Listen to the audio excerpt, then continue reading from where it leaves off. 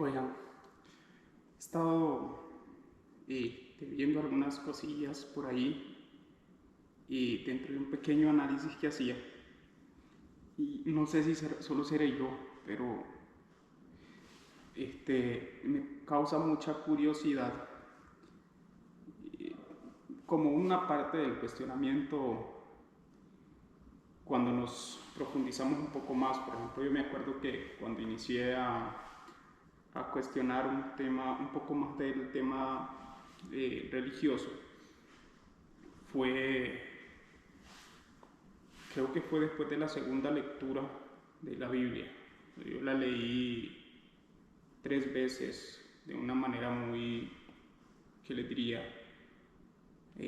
Muy compulsiva, porque no tenía acceso a otros libros y era lo único que tenía porque me la habían regalado. Y primero empecé cuestionando lo de Caín. Me causó mucha curiosidad que Dios permite primero que Caín mate a su elegido y luego lo marca para que nadie lo mate a él. Es muy curioso porque es que ahí hay unas cosas que uno se queda así, pero qué raro sería.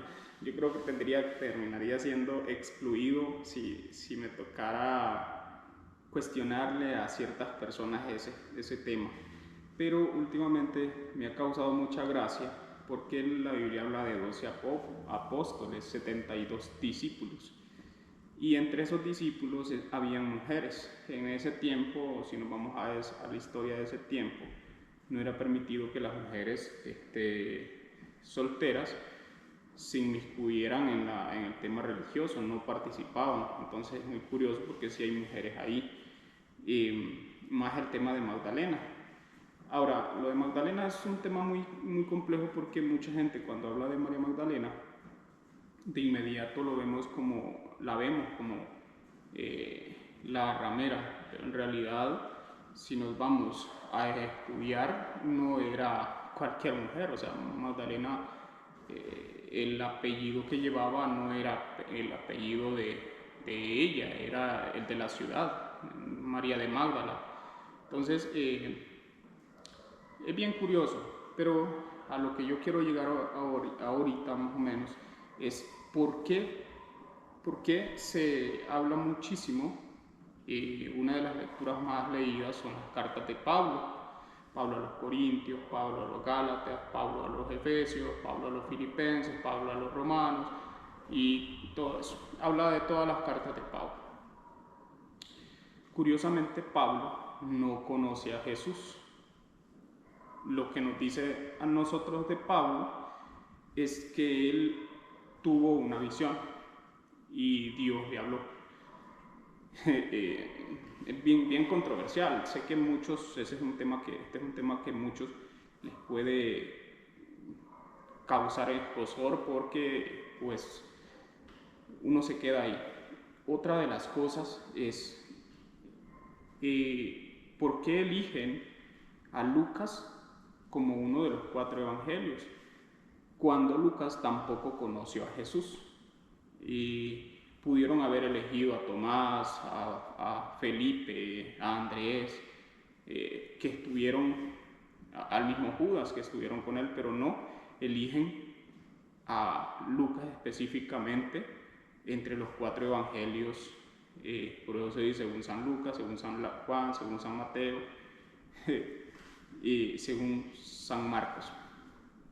Pero no habla de según San Andrés, según San Tomás, según San Judas.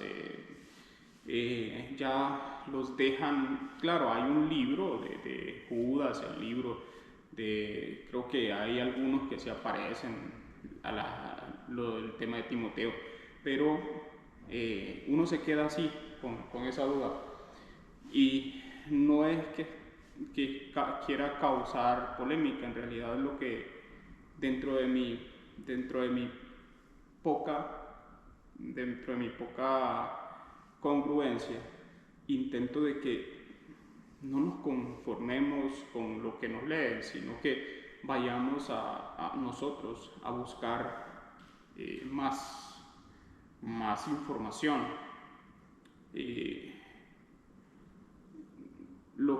A veces creo que sí se dirían algunos, este es un ateo, dirían, no creo en Dios, creo que existe un Dios. La diferencia está entre mis libertades versus las imposiciones, que es donde ya uno queda como, esto que me están contando, ¿será real o será mentira? Porque nos dicen que el libro es escrito inspirado por Dios, nos dicen. Es un libro inspirado por Dios. Pero hasta dónde es inspirado por Dios, que las cartas de Pablo se basan instando dentro del sacrificio. Por ejemplo, no sé, pienso yo dentro de mi poca voluntad de creer que ningún padre sacrificaría a su hijo para conquistar a otro, no sé. Y el sacrificio humano en esos tiempos, veamos que Jesús para los judíos nunca fue, ellos siguen esperando al Mesías todavía, y Jesús es tomado por los romanos. Quien lo crucifica son los romanos. Pero dentro de todo lo que nos cuentan, parece que omiten muchas cosas, y tal parece que es escrito. Bueno, ya todos sabemos, 300 personas se reunieron, obedecieron a Constantino para que escribiera y eligiera lo que iban a escribir. Yo me imagino que Constantino, con todo el poder que tenía, porque él no era cristiano, los agarró y les dijo, ok, elijan, decídanse. Si no deciden, yo decido por ustedes, me imagino, porque los tenía dentro de su casa. Entonces, él toma a esos 300 sacerdotes para que elijan lo que van a poner y lo que no van a poner. Y cuando los que hemos tenido un poquito de acceso a ciertas libertades que hoy día tenemos, porque esa es la ventaja de estar en esta era donde tenemos tanta ventaja que no la tenían hace 30 años, de hecho hace 20 años no habían las tecnologías que hay ahora. Por eso hoy tenemos mucho más acceso a ciertos libros que han sido liberados por la misma iglesia que lo tenía reprimido. Ellos controlaban qué libro salía y qué no. Y se liberaron los gnósticos. De hecho, si nosotros nos vamos a ver qué se habla de Enoch en la Biblia, simplemente un poquitito, y de ahí es la rama que sale de Enoch, todo lo que habla. Pero cuando nos vamos a leer los libros de Enoch son tan complejos que seguramente se asustaron cuando los leyeron y no, esto no lo podemos poner porque entonces vamos a confundir a la gente. Hay un evangelio de Jesús que es muy complejo, por cierto, pero libros que hablan mucho de Jesús es Tomás y Andrés, que esos evangelios, aunque son gnósticos, apócrifos, lo llamaron ellos, porque en realidad no les convenía. Esos sí hablan de la infancia de Jesús, lo que era Jesús, su crecimiento, que no veo por qué ocultarlo, no deberían. Sería mucho mejor todavía el mostrarle toda la infancia y crecimiento de una persona que nos ponen como el Dios que se convirtió en hombre. Entonces lo ocultan todo. De Jesús lo único que sabemos según la Biblia es de su nacimiento a los 12 años, la aparición a los 12 años, y después desaparece, y solo hay 3 años de su vida. Entonces, como que es muy, muy curioso, porque a alguien le convenía mucho quitar toda esa información. Como les digo, no es un tema de que nos salgamos del punto de la creencia, sino que, pues, ver qué era lo que Jesús predicaba realmente, versus lo que nos están tratando de imponer o lo que nos han impuesto a lo largo de la vida. Es muy curioso, como les digo.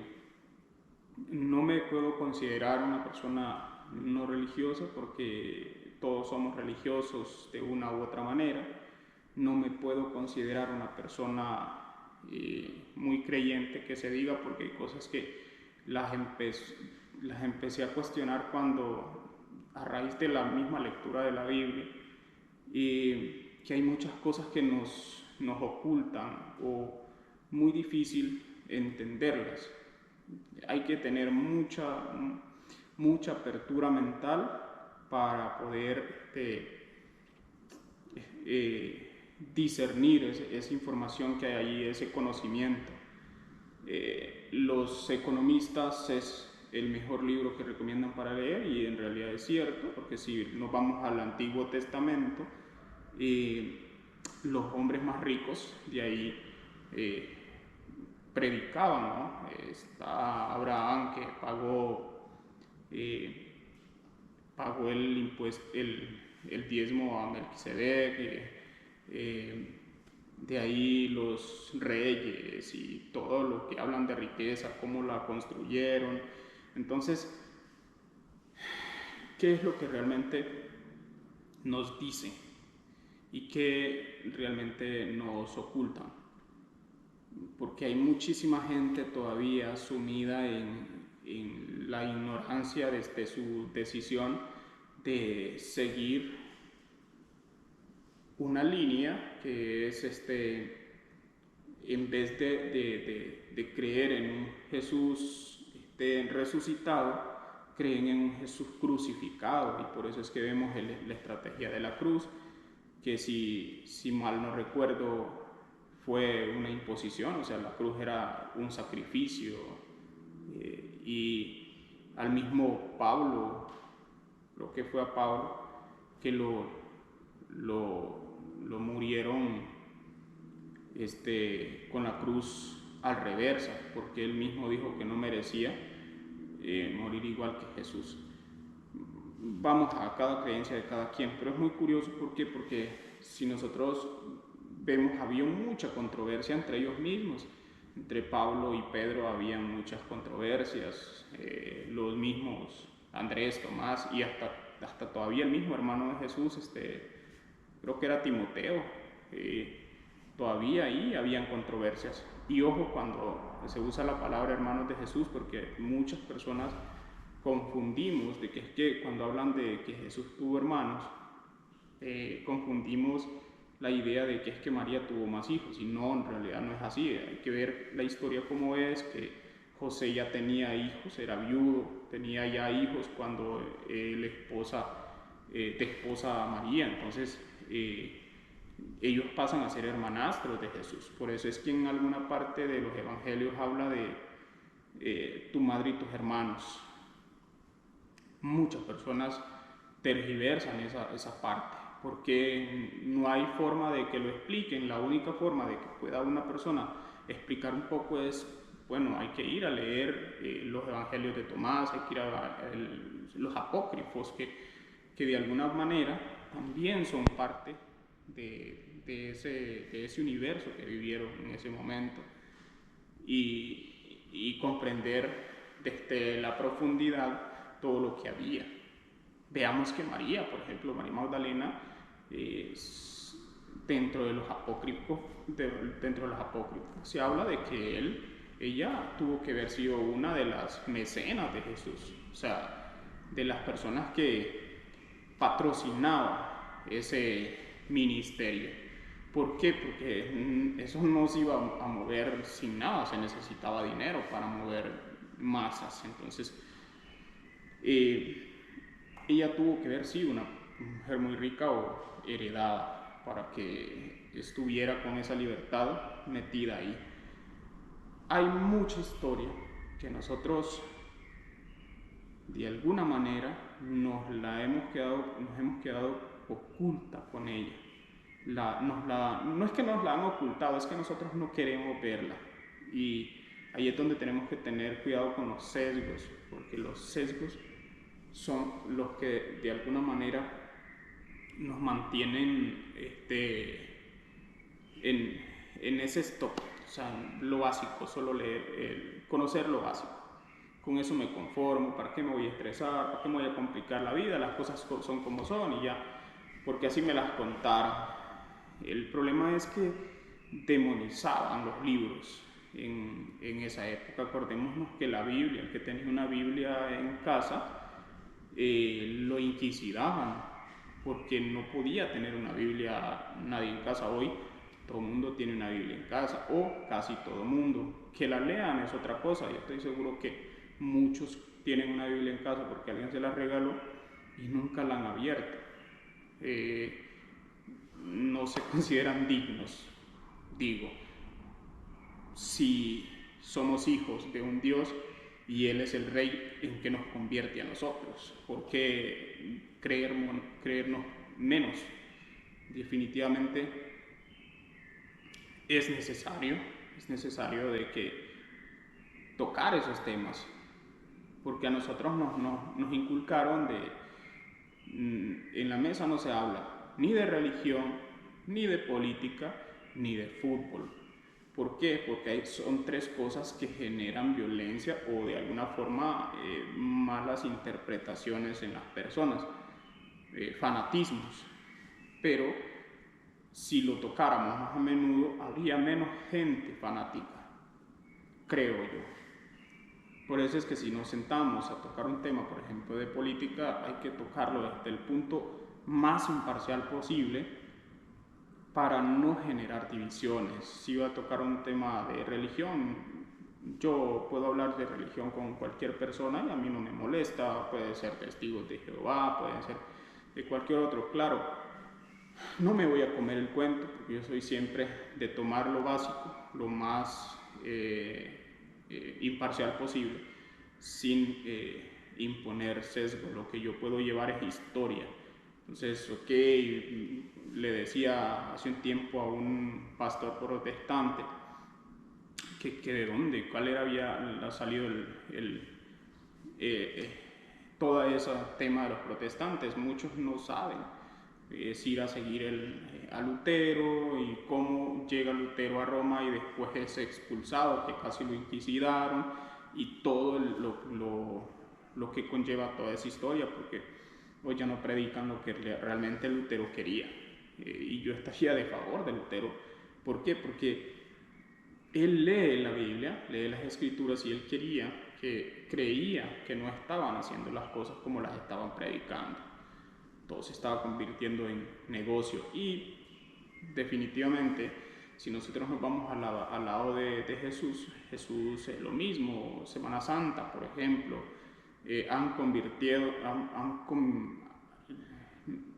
mi casa se ha llenado de ladrones. O sea, los trataba, te decía que era como un mercado. Habían convertido el templo como un mercado, y es lo mismo que seguimos viendo hoy. Nos predican ciertas cosas, pero allá afuera está el negocio de comida, está el negocio de intercambios, y vamos a ver un montón de cosas para poder patrocinar esos eventos. Entonces, al final,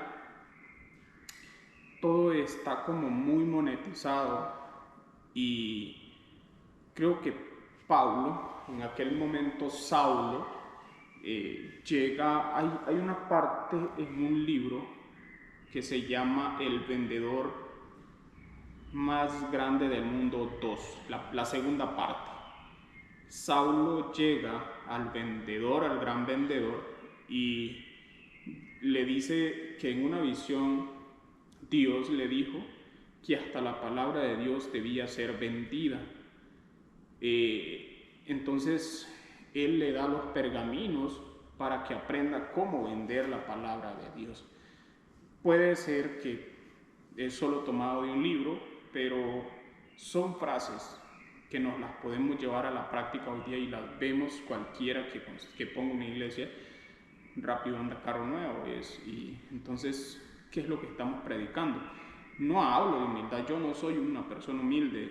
Realmente creo que la humildad no es algo que podamos pregonar.